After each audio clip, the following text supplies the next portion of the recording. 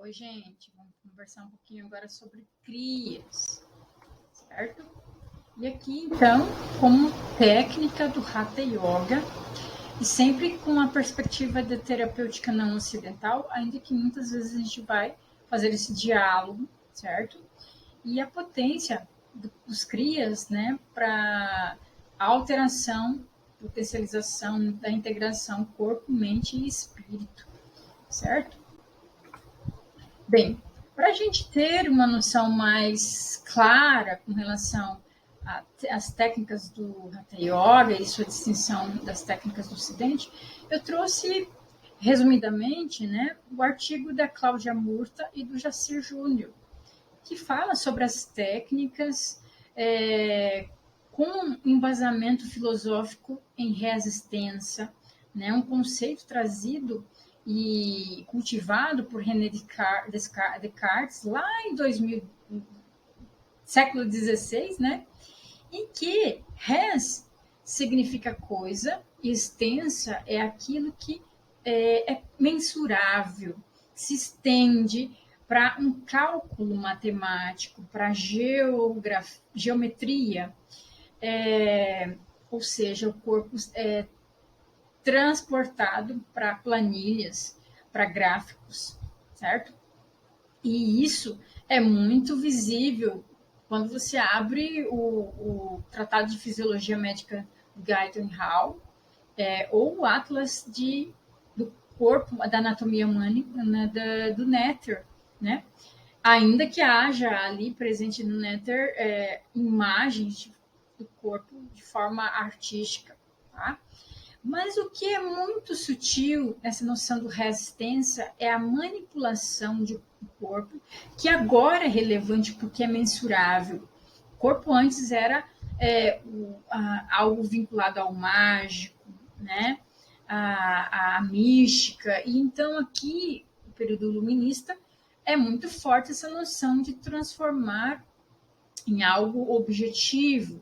O corpo agora tem uma correlação harmônica com as máquinas, então é passível de aplicação de intervenções e experimentos e ter resultados, e isso pode ser repetido, né? Isso pode ser incluso em cálculos matemáticos. Por isso, essa noção de automatismo vir daí, né? E que depois avançou para a composição das técnicas e abordagens médicas, biomédicas, composição e articulação com a eletrofisiologia, com a criação de próteses, né? Com a criação e propulsão da mecânica, da hidráulica para a compreensão da estrutura orgânica do corpo, né? Isso, a comparação contínua com a máquina. Né? E que, em dias atuais, com a explosão das tecnologias de neuroimagem, dos avanços dos estudos da neurociência, né? Atravessada por diversos interesses aí de profissionais, nós temos a desintegração de novo do corpo e o interesse pela mente, pela essa noção de mente-corpo, mas que também é transportada para gráficos, né, por interpretações gráficas, matemáticas, que tem base na resistência aí, certo? E nesse processo, Gilberto Simondon traz uma noção de aproximação com a resistência, mas com a problematização de transformar esses objetos técnicos, essa expressão, né, que ele traz, com aquele que interfere, né, no ambiente, aquele que não é só um objeto, um instrumento inerte, mas que compõe uma historicidade, uma cultura, já que nós estamos extrapolando aí os lixos, né, de smartphones e notebooks, por exemplo, e que leva a uma interação extremamente nociva do ser humano com a natureza.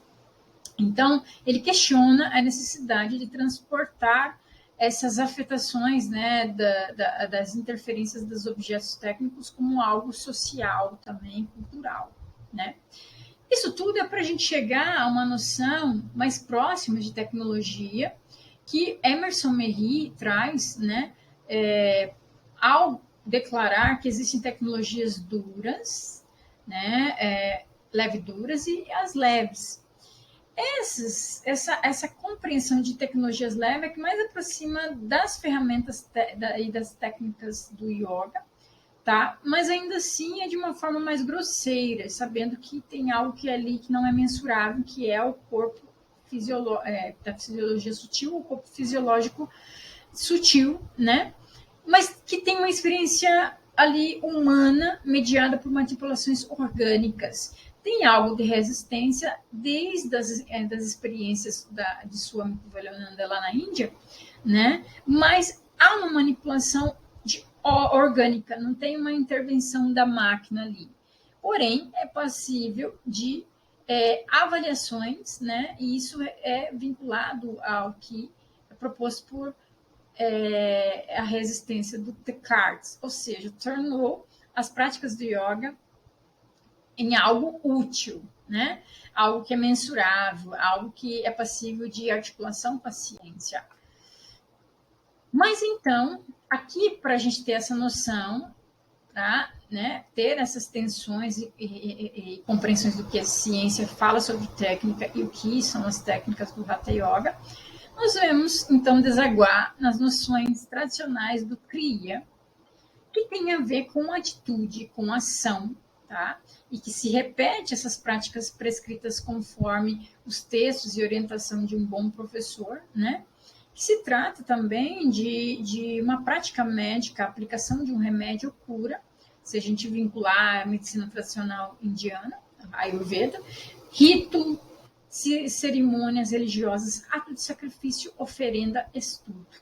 E aí cai a importância de um alerta, né, de não transformar essas práticas como estamos fazendo, muitos já fizeram com outros atos religiosos, espirituais, de uma interação com o Supremo, como se fosse algo bancário, né, em que você deposita o rito, as cerimônias, as oferendas, e você vai receber um carro em troca, passar num concurso público, uma casa, né? Então, a compreensão totalmente deturpada aí do que seria essa conexão com algo do entremeio, né? Algo orgânico, algo que leva a uma conexão para além do humano, estando no corpo divino humano, né? Essa experiência de espiritualidade em vida através das técnicas do Hatha Yoga. A grosso modo, é muito semelhante, portanto, com o que é encontrado em outras experienciações de purificação e rituais de purificação em outras culturas, né? Como o batismo, rituais judaicos, cristãos em geral, os rituais de limpeza do corpo, roupa e lugar, como é o caso do islamismo, purificação alimentar, que é encontrado nos textos indianos da Upanishads, e as próprias práticas em geral do yoga, tá? Que são uma espécie de religar, uma reconexão consigo, finalizações de ciclo, abertura para próximos ciclos, que levam uma proximidade do ser à sua essência espiritual, que com esse contato humano, né, com o mundo, né, mundano, o ser humano se distancia, digamos assim, né, ignora o seu cerne. Então, essa noção de ação, de atitude, né, aqui cabe, junto à purificação, com essa mobilização, remover, retirar, né, para se captar as sutilezas internas do ser humano, certo? Então, a gente reitera, né, que são técnicas muito parecidas que são encontradas também nas práticas das medicinas tradicionais indianas, do Ayurveda, mas é específica as que são encontradas nos textos do Hatha Yoga. Ambas têm essa inspiração em uma harmonização dos doshas, né, dos humores, dessa composição orgânica do ser enquanto em vida, que tem, né, também a estabilização mental, as características das gunas, certo? E tem toda uma integração microcósmica e macrocósmica, o que há dentro do ser, há ao redor dele, né? De uma forma bastante consciente. Então, é muito interessante a gente em compreender que é profundo o que há nos textos iógicos, conforme a professora Alice traz, né? São práticas que contribuem para, num âmbito físico, né, remover toxinas antes de praticar as práticas de manipulação respiratória, que são os pranayamas, né, e do corpo sutil, prânico, energético, que está vinculado com as rodas de energia sutil, com a fisiologia sutil como um todo, a circulação dos ventos, dos pranas, né, para que isso abra um espaço para despertar da experienciação da energia latente, Kundalini, né, que acontece após a desobstrução, limpeza dos canais, chamados de nadis. E que, se a gente se conectar com os textos do professor Bowley e também do Danilo Santaella, nós vamos aproximar das práticas que removem as couraças para a gente ter mais contato e consciência dos nós, das obstruções encontradas e configuradas, materializadas em tensões musculoesqueléticas, né? A compreensão que estamos mais desatentos conosco próprio, extremamente externalizado, voltado para uma busca contínua pelo externo, pelo entretenimento, pela distração, né? E que não tem sido a exceção, e sim a regra. E essas práticas nos permitem essa conexão mais introspectiva, né? Para nos devolver, né, de uma forma muito mais presente para a nossa interação social. Então, todas as práticas do yoga conduzem o indivíduo para uma remoção, para uma atitude de purificação, em que a sua completude está na autorrealização de várias práticas contínuas e que leva à experienciação integrativa, conexão com o todo, integração no todo, né, que chamamos de samadhi, né, e que é o que a gente está falando, a gente busca de uma forma iniciante essa autoapreciação de si, né, que não é muito comum, porque o mundo, as nossas demandas diárias nos exigem estar mais para fora, né? Então, há uma variedade de kriyas, tá? Que também são chamadas de satkarmas, na realidade são 6 tipos de ações aí, né, que são bastante invasivas, intrusivas em alguns momentos, né, mas que a gente focou mais para iniciantes em Trataka e Kapalabhati, justamente porque são práticas de beleza com B minúsculo, né? Elas chamam a atenção, elas não são tão digeríveis, né? Tragáveis ao olho daquele que tem um olhar muito afinado com o que é considerado belo no Ocidente. Então, causa um estranhamento, né? Então, elas são sublimes, né? Mas que aos olhos do Ocidente, aqueles que não estão acostumados, da instância privada particular, né? E também requer um pouco mais de atenção e cuidado, né? Então, por isso que a gente trouxe 2 práticas para ter essa noção de kriyas, experienciação, percepção delas, né? Com um intuito de assentamento, de conexão com o ser interno de si, mas que são mais possíveis de se fazer em um ambiente aberto, certo? Então, as crias são importantes por ter esse valor terapêutico, e aí a gente tem esse cuidado de que contribui para uma regulação psicofísica, né? Se bem realizadas, né, de uma certa viés e resistência, né, ou seja, realizar de uma forma progressiva, conforme um professor que tenha experiência na prática, para harmonizar os humores, os doshas e também os gunas, né? E nesse sentido facilita um preparo do indivíduo para as práticas de pranayama, né? E para a experienciação de uma consciência espiritual, que aqui não tem nada a ver com uma consciência projeções e racionalização mental, tá? No nível de sabedoria e de uma felicidade não vinculada a objetos. Então, a gente reforça que as práticas que a gente está disponibilizando para vocês para experienciação progressiva são práticas mais simples, mas ao mesmo tempo nos permitindo vocês experienciarem de uma forma bem consciente do ambiente, do clima local, e mais no sentido de ancorar nelas para experienciar, sentir assim, né? Então, a todo instante, a gente não tem como sair também da resistência, ou seja, essa conexão com a sabedoria da anatomia e fisiologia humana, da ciência clássica ocidental, né?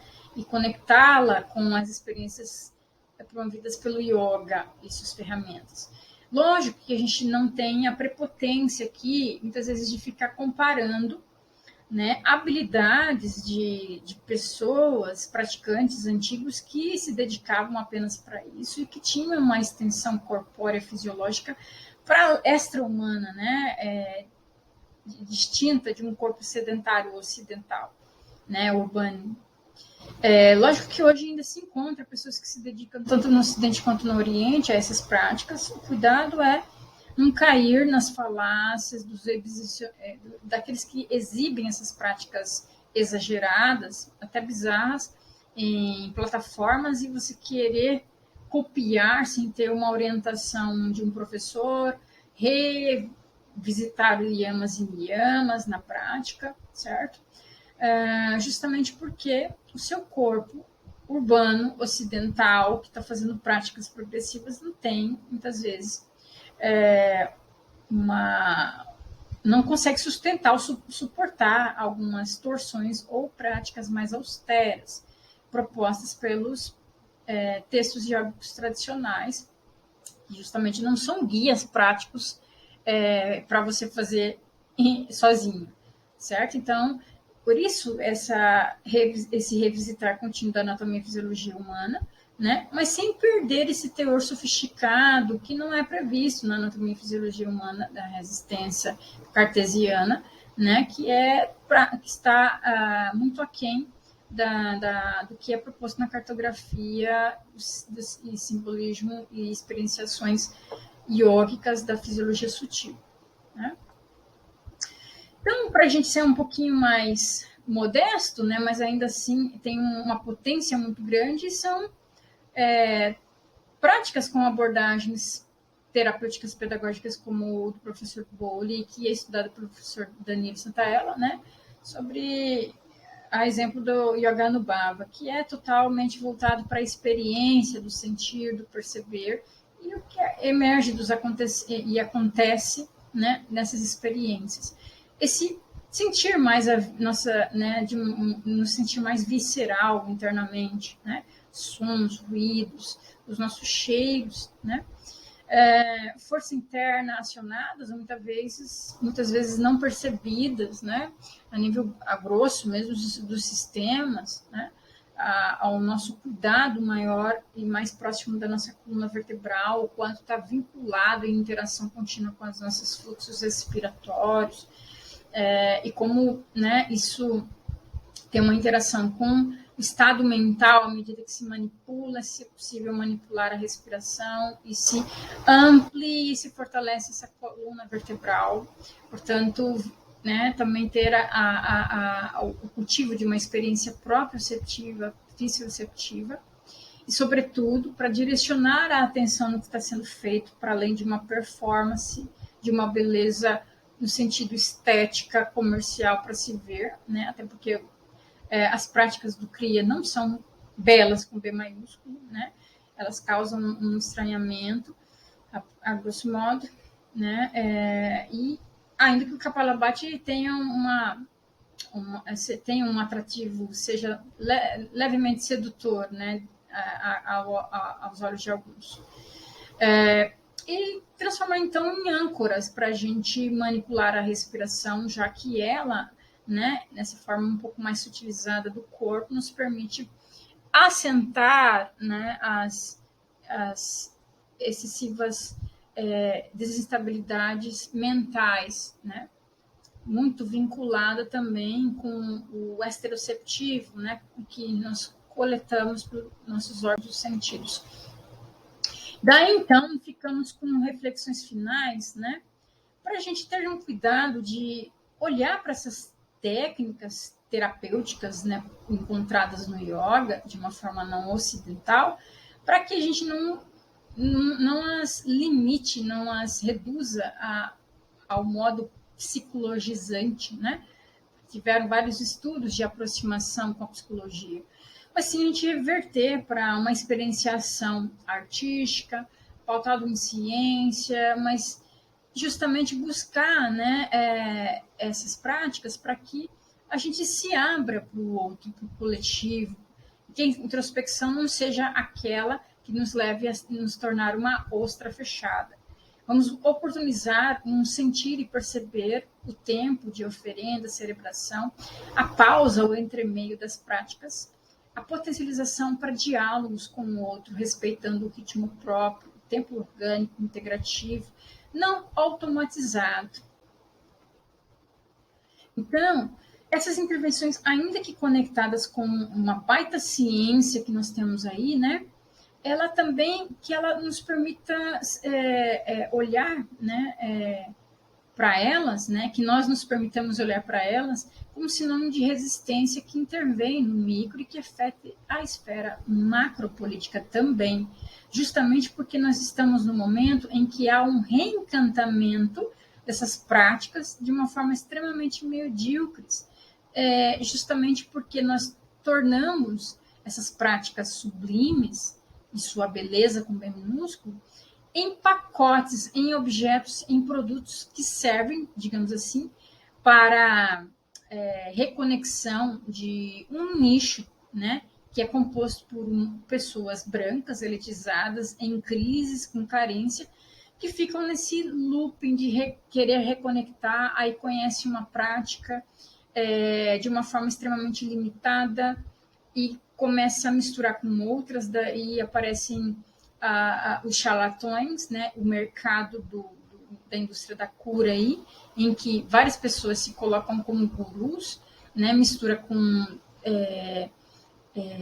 técnicas e habilidades xamânicas, com técnicas poderosíssimas de povos originários. Então a gente tem que revisitar e ter cuidado com o que a gente está fazendo, que é esse reencantamento, esse mágico que é procurado, mas que é mediado pelo capitalismo, né? E dessa forma se transforma em terapias de individualização, ou seja, apenas para